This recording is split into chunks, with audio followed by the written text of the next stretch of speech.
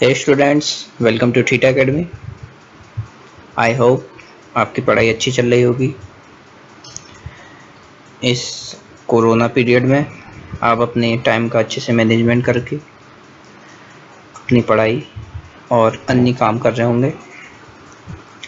चलिए आज से हम अपने पढ़ने का तरीका कुछ चेंज करते हैं और स्टार्टिंग में हम एक मोटिवेशनल शायरी से शुरू करेंगे ताकि आपके अंदर एक मोटिवेशन जागे और आपको पढ़ाई करने में उससे थोड़ी हेल्प हो।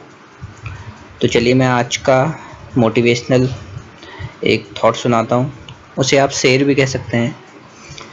तो शेर इस तरीके से है।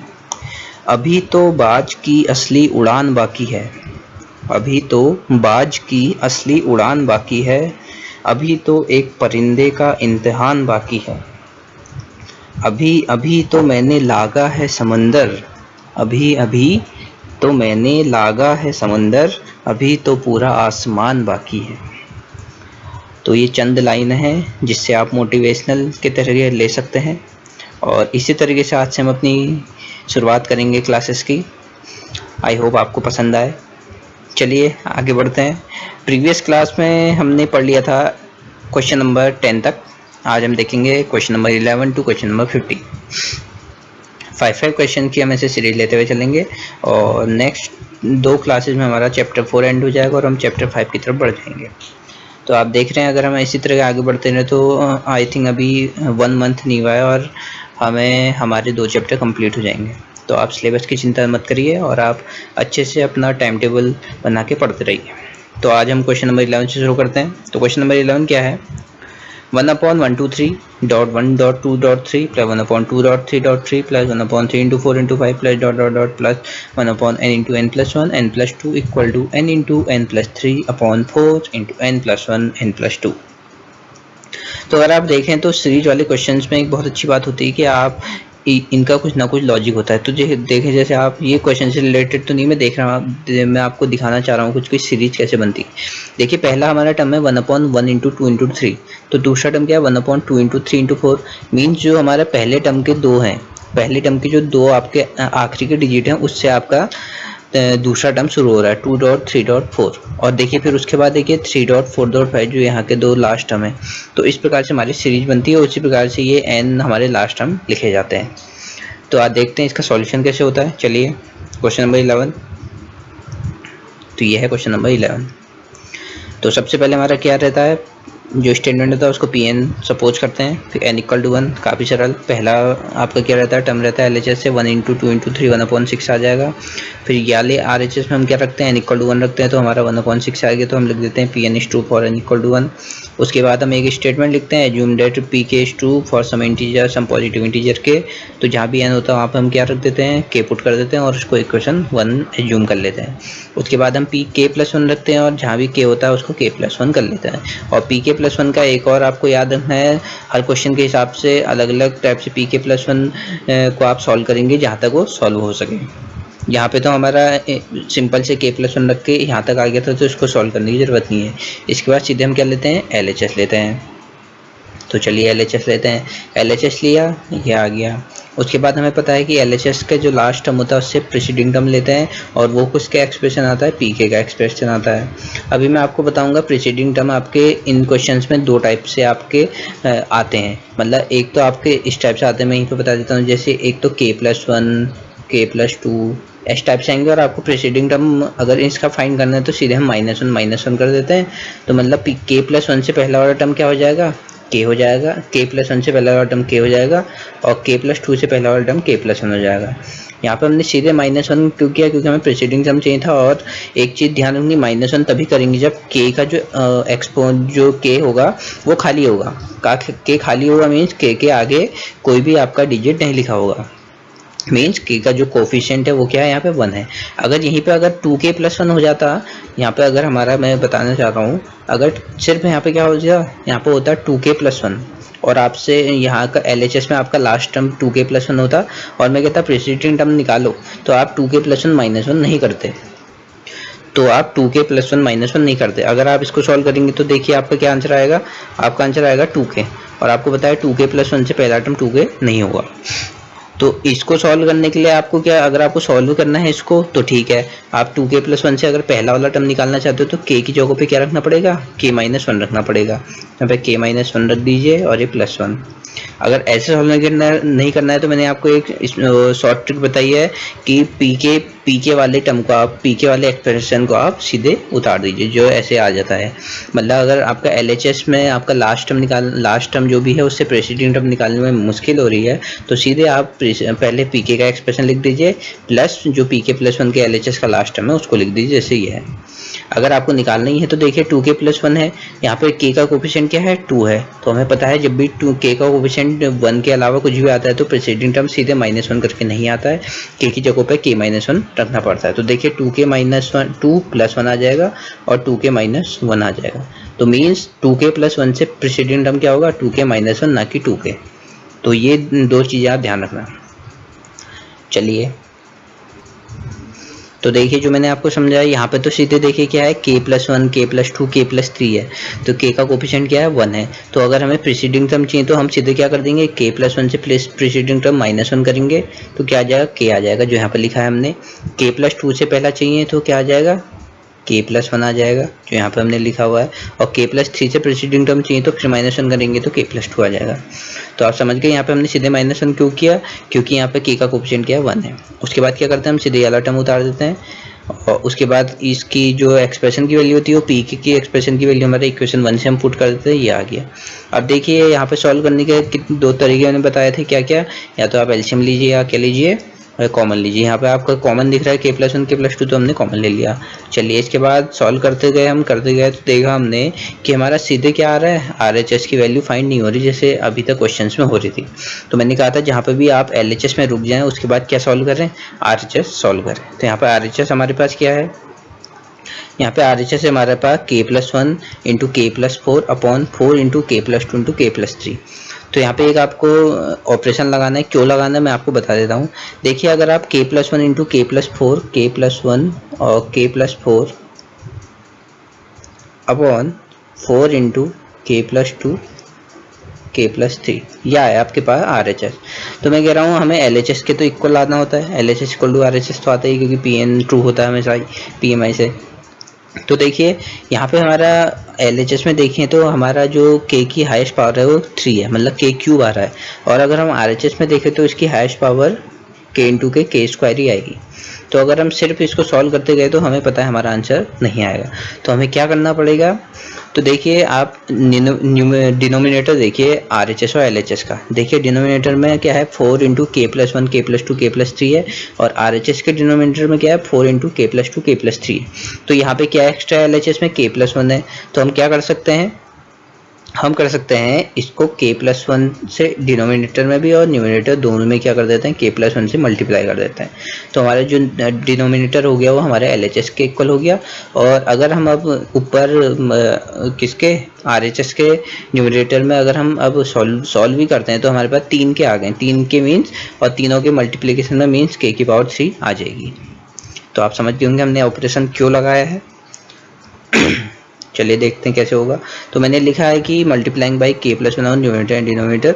जैसे हमने मल्टीप्लाई किया तो हमारा k+1 का होल स्क्वायर हो जाएगा k+4 अपॉन नीचे हमारा डिनोमिनेटर में क्या बच जाएगा, जो हमारा LHS में है। तो इसको सॉल्व करते गए हम, तो और ये हमारा ये आ गया।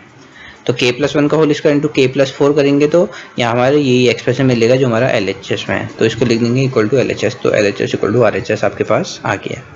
क्वेश्चन नंबर 12 की ओर चलते हैं, मैं दिखा देता हूँ आपको क्वेश्चन नंबर 12।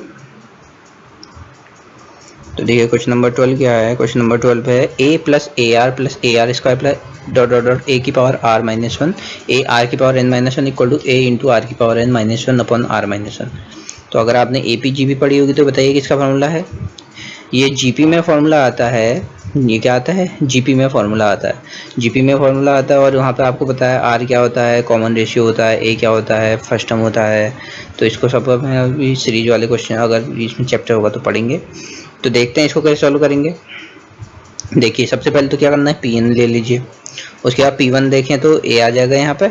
आप देखें आपको लगेगा यहाँ पे A भी है एक और एक R है, जो हमारे हम इसको कांस्टेंट समझ सकते हैं, A R है और एक N है। तो आपको ए और आर से कोई मतलब नहीं, हमारा जो भी सीरीज है वो कैसे ही बन सकती है, ये तो क्वेश्चन पे डिपेंड है। तो आपको सिर्फ क्या करना है, एन पे ऑपरेशन लगाना है और एन की वैल्यू 1 पुट करनी है, के पुट करनी है और के प्लस 1 पुट करनी है। इससे ए और आर से आप कंफ्यूज मत होइएगा। चलिए, तो A P one equal to A आ गया, तो हमारा आर एच एस और एल एच एस क्या आ गया, इक्वल आ गया, तो हमने लिख दिया P N is true for N equal to 1। उसके बाद हमारा स्टेटमेंट आता है, वो आप हर क्वेश्चन में लिखेंगे और अगर पेपर में आए तो आपको पूरा अच्छे से सॉल्व करना है, तभी आपको स्टेटमेंट के भी नंबर इसमें ऐड होते हैं, आप ध्यान रख लीजिए। उसके बाद हमने यहाँ पे क्या रखा, पी के कर दिया, तो एन की जगह पे क्या रख दिया, तो A plus A R square plus ये आ गया इक्वेशन नंबर 1। उसके बाद पी के प्लस 1 करा, तो के की जगह पे हमने के प्लस 1 रख दिया, तो आसानी से हमारा क्या आ गया, पी के प्लस 1 भी आ गया। अब हमारे यहाँ पे कुछ ज़्यादा सॉल्व करना नहीं था पी के प्लस 1 को, तो हमने सीधे क्या ले लिया, एल एच एस ले लिया, क्योंकि ये पी के प्लस 1 जहाँ तक सिंप्लीफाई हो सकता था वहाँ तक है। और मैंने आपको बताया कि पी के प्लस 1 हमेशा आपको सिंप्लीफाइड रखना है, ताकि आप अपना एल एच एस और आर एच एस यहाँ से इक्वल कर सकें। यहाँ पे तो हमारा क्या है, सीधे ही सिंप्लीफाई है, तो हमने सीधे क्या ले लिया, यहाँ पे एल एच एस ले लिया। एल एच एस को सॉल्व करते रहे तो हमारा ए प्लस ए आर ये आ गया। फिर मैंने कहा था ए, अब यहाँ पे देखिए ए आर के है, ए आर के है, तो ए आर की पावर के है, तो इसका प्रेसिडेंट टर्म क्या हो जाएगा बताइए, के की क्या है, के की पावर, के का कोफिशिएंट 1 ही है, तो यहाँ भी हम सीधे के माइनस 1 करके इसका प्रेसिडेंट टर्म निकाल सकते हैं। तो ध्यान रख लीजिए, आपको ये ध्यान रखना है, अगर के का कोफिशिएंट 1 है तभी आप के माइनस 1 करके उसका प्रेसिडेंट टर्म निकाल सकते हैं। बट अगर के का कोफिशिएंट 1 के अलावा कुछ भी है, 2 है या 3 है, तो आपको फिर के की जगह पे के माइनस 1 रख के प्रेसिडेंट टर्म निकालना है। और मैंने एक शॉर्ट तरीका तो आपको बताया ही है, अगर ये आ गया आपका, तो उसके पहले आपको क्या रख देना है, पी के का एक्सप्रेशन रख देना है, जो हमेशा आपका प्रेसिडेंट टर्म ही देता है, क्योंकि के प्लस 1 से प्रेसिडेंट टर्म क्या होता है, के होता है, आपको पता है। तो अगर हमें पी के प्लस 1 का रास्ट टर्म पता है, तो उससे प्रेसिडेंट टर्म क्या होगा, पी के का एक्सप्रेशन होगा, जो हमारा इक्वेशन 1 से उसकी वैल्यू हमें फाइंड होती है। तो हमारे पी के की वैल्यू हमने इक्वेशन 1 से रख दी, तो ये आ गई।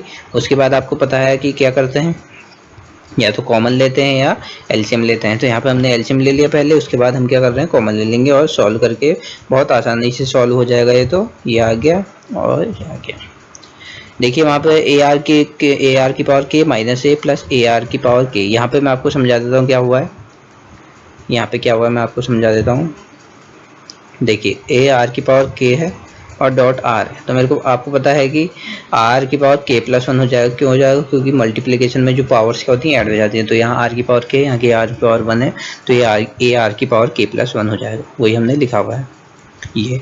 इसके बाद फिर यहाँ भी ए है, यहाँ भी ए है, तो हमने ए कॉमन ले लिया और इसको आर एच एस का इक्वल प्रूव कर दिया। चलिए क्वेश्चन नंबर 13 आपको दिख रहा होगा। देखिए क्वेश्चन नंबर 13 ये है, क्वेश्चन नंबर 13 है ये। अब हम इसको देखते हैं कि कैसे सॉल्व करेंगे। देखिए क्वेश्चन नंबर 13, अभी तक आप देख रहे थे कि हमारे जो स्टेटमेंट था उसमें हमेशा ही 2 टर्म के बीच में प्लस का साइन था। अब यहाँ पे हमारे एक्सरसाइज में 2 क्वेश्चन ऐसे हैं कि उसके बीच में किसका साइन है, मल्टीप्लिकेशन का साइन है। तो आपको इसमें कंफ्यूज होने की कोई ज़रूरत नहीं। जो आपका P1 में आपका पहला टर्म आएगा वो पूरा ही आएगा जो आपका एक ब्रैकेट में रखा हुआ है, मीन्स ये, क्योंकि हमें पता है कि फर्स्ट टर्म जो P1 होता है उसमें हम पहला टर्म लेते हैं। और आपको पता है फर्स्ट टर्म क्या होगा, जो वाले ब्रैकेट में मान लीजिए x है और ये y है, तो इनके बीच में क्या है, मल्टीप्लिकेशन का साइन हो, प्लस का साइन हो, माइनस का साइन हो। तो फर्स्ट टर्म आपको P1 में क्या लेना है, यही लेना है, यहाँ पे कन्फ्यूजन होने की ज़रूरत नहीं है। चलिए आगे बढ़ते हैं। तो हमारा P1 तो आपको पता है कि आ जाएगा 1 + 3/1, तो 1 + 3 4 हो गया। यहाँ पे फिर हम n = 1 रखते हैं, तो 2 का स्क्वायर 4 आ गया, तो LHS = RHS आ गया। तो हम लिख देंगे Pn is 2 for n = 1। उसके बाद Pk रखते हैं, तो ये आ गया। उसके बाद देखिए Pk + 1, यहाँ पे आप देख सकते हो जो मैं आपको बता रहा था कि यह भी सिंप्लीफाइड वे में नहीं है, सिंप्लीफाइड आपका Pk + 1 नहीं है, तो हमने इसको नेक्स्ट लाइन में इसको क्या कर दिया, पहले सिंप्लीफाई कर लिया, उसके बाद हम LHS लेंगे। क्योंकि अगर आपने सिंप्लीफाई नहीं किया तो आपको ही कन्फ्यूजन होगा, अगर आपने पहले ही LHS ले लिया तो फिर थोड़ा इनमें मुश्किल आ सकती है। ये देखिए इसके बाद हमने क्या ले लिया, LHS ले लिया। LHS जैसे लिया हमने, ये देखिए। अब देखिए जो मैं आपको बता रहा था कि यहाँ पे क्या है, यहाँ पे है 1 + 2k + 3/k + 1 का होल स्क्वायर है। तो इससे प्रीसीडिंग टर्म चाहिए, तो एक तो तरीका आप सीधे Pk का एक्सप्रेशन निकाल लीजिए। एक मैंने आपको जो तरीका बताया था, क्या बताया था, यहाँ पे क्या है, k का कोफिशिएंट 2 है, तो सीधे -1 करके हम 2k + 2 इसका प्रीसीडिंग टर्म नहीं लिखेंगे। अगर आपने ऐसा किया तो फिर आपको Pk की वैल्यू नहीं मिलेगी और कंफ्यूज होते जाएंगे और आपका आंसर गलत हो जाएगा। तो सीधे आपको क्या रखना है, जब k की कोफिशिएंट 2 है तो क्या रखना है, 1 + 2, k की जगह पर k - 1 रखना है +3। अब नीचे देखिए k का कोफिशिएंट 1 है, तो यहाँ तो हम सीधे क्या रख सकते हैं, k + 1 - 1 रख सकते हैं। तो अगर हम इसको सॉल्व करेंगे तो देखिए आपके पास pk का एक्सप्रेशन ही बच जाएगा। तो 2k - 2 + 3 करेंगे तो 2k + 1 बच जाएगा और अपॉन k का होल स्क्वायर। तो देखिए यही आपके पास है 1 + 2k + 1 अपॉन k का स्क्वायर। अच्छा, आप लोग अच्छे से समझ गए होंगे। तो कुछ इसमें ज़्यादा मुश्किल नहीं है, k का कोफिशिएंट देखना है आपको बस, और आपका आंसर आपके पास होगा। उसके बाद हमने क्या रख देना है, इसकी वैल्यू फ्रॉम इक्वेशन हमने यहाँ रख दी। उसके बाद आपको पता है ये आपका ये आ गया। हमने क्या किया, k + 1 का होल स्क्वायर क्या ले लिया, एलसीएम ले लिया। तो k + 1 का whole square plus 2k + 3, k + 1 का होल स्क्वायर से k + 1 का होल स्क्वायर कैंसिल, तो आपका बचा k + 1 का होल स्क्वायर प्लस 2k + 3। आसानी सा सॉल्यूशन है, आपने कर दिया होगा। वो k + 2 का होल स्क्वायर आ जाएगा, LHS = RHS। क्वेश्चन नंबर 14 की तरफ बढ़ते हैं। तो मैंने कहा था 2 क्वेश्चन इस टाइप के हैं। यहाँ भी क्या है, मल्टीप्लिकेशन है 2 टर्म के बीच में। तो इसमें पहला टर्म क्या लेंगे, हमारा पूरा टर्म लेंगे 1 + 1/1, यानी कि आप सिर्फ 1 ले रहे हैं, क्योंकि अभी तक हम देख रहे थे कि प्लस P1 में एक टर्म आता है, तो आप सोचेंगे 1 प्लस है तो सिर्फ P1 में 1 लेंगे। नहीं, ऐसा नहीं होगा, आपको पूरा टर्म देखना है जो आपका पूरा किसमें है, ब्रैकेट में लिखा है 1 + 1/1। तो ये आपका एक फर्स्ट टर्म होगा। इनटू है बीच में, तो 1 + 1/2 आपका सेकेंड टर्म होगा। अगर हम n = 2 रखते तो ये दोनों टर्म आते। चलिए, तो ये रखा हमने, P1 आ गया। उसके बाद हम देखते हैं P1 Pn is 2 for n = 1, फिर Pk रखते हैं। Pk रखा, ये तो काफ़ी आसान सा है, ये तो एक लाइन में होने वाला है। k + 2 हो गया, LHS सीधे ले लिया क्योंकि पहले ही सिंप्लीफाई है, ये तो क्वेश्चन ही सिंप्लीफाई है पूरा। तो देखिए बहुत आसानी से सॉल्व हमने कर दिया है। चैप्टर के एंड में मैं ये PDF आपको प्रोवाइड करा दूंगा, और आप अभी भी अपने नोट्स प्रिपेयर करते रहिए। तो अब आता है आपका क्वेश्चन नंबर 15, जो आज की वीडियो का लास्ट क्वेश्चन है। तो 1² + 3² + 5² प्लस डॉट 2n - 1 का whole square equal to n × 2n - 1 2n + 1/3। दिखा देता हूँ मैं आपको, ये आपके NCERT का क्वेश्चन नंबर 15 है। ये देखिए क्वेश्चन नंबर 15। चलिए करते हैं। तो हम सबसे पहले तो क्या करते हैं, P1 रखते हैं। तो P1 रखा हमने। चलिए P1 रखा, तो यहाँ पे क्या आएगा, सिर्फ 1², क्योंकि प्लस का साइन आ गया, तो 1² 1 आ गया। यहाँ पे 1 रखेंगे तो ये भी 1 आ गया। फिर हम लिख देंगे Pn is 2 for n = 1। उसके बाद स्टेटमेंट आता है जो आपको पता है, आपने लिख लिया, आप लिख लेंगे हर क्वेश्चन में। ये आ गया, k रख दिया, इसको इक्वेशन 1 मान लेते हैं कि pk + 1 क्या आएगा हमारा, k की जगह पे k + 1। अब देखिए यहाँ पे एक और स्टेप मैंने क्यों लिया, क्योंकि ये क्या है, सिंप्लीफाई नहीं है, तो हमने इसको सिंप्लीफाई किया है। उसके बाद देखिए आपका ये आ गया, आपका पूरा सिंप्लीफाइड वे में pk + 1 का एक्सप्रेशन ही आ गया है।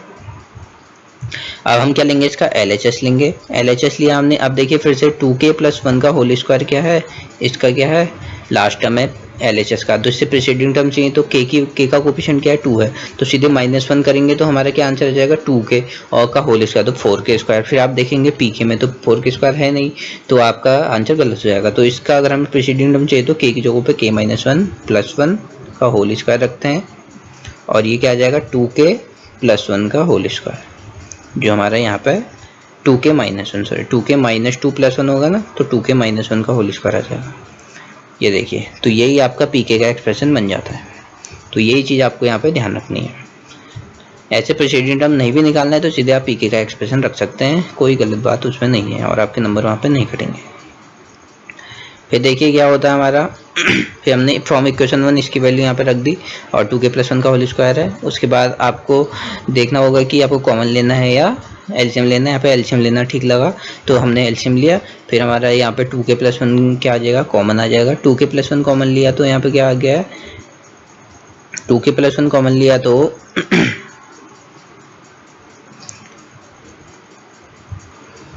देखिए 2k + 1 हमने यहाँ से कॉमन ले लिया, तो अंदर क्या बचा, k × 2k - 1 को हमने सॉल्व किया, 3 × 2k + 1 को सॉल्व किया, ये आ गया। तो ये आसानी से सॉल्व है। 2k + 1 और ये 2k² + 5k + 3, 2k² + 5k + 3 क्या है, क्वाड्रेटिक इक्वेशन है, इसकी आप आसानी से फैक्टर बना सकते हैं।